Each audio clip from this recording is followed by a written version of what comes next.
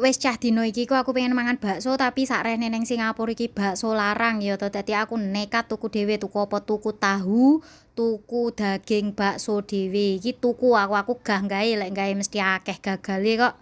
Gek duwite iki akeh lek tuku ning kene iki cah. Iki kok panggah kelap-kelipe nyapa to cah? Iki sing ngedit piye lho iki? Tulung to lek ngedit aja koyo wong merem melek ngene iki to. Ya Allah. Wah ngene iki lho cah. Nah iku. Pokok intine ngono ya Allah panggah dikedap-kedip kedap-kedip ae sing ngedit sapa to iki tulung lek ngedit ya to. Pokok intine bumbune iku mang opo? Aku wis lali bumbune baksoku ki apa cah. Penting ngono kuwi ya cah ya. Bumbune apa ya cah? Engko bumbune tak tulis ning anu ya cah ya ning komentarku apa ning endi ngono ya. Engko delok dhewe ya bumbune ya.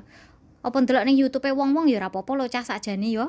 Lek kalian pengin ngono ndelok ning YouTube-e wong-wong sing luwih proper timbangane ndelok ning YouTube-ku, aku ki lalian cah. Ngene iki ki kober ngedite jan masyaallah marai aku ki ya tak sambi kerja lho ya cah ya dadi maklum cah.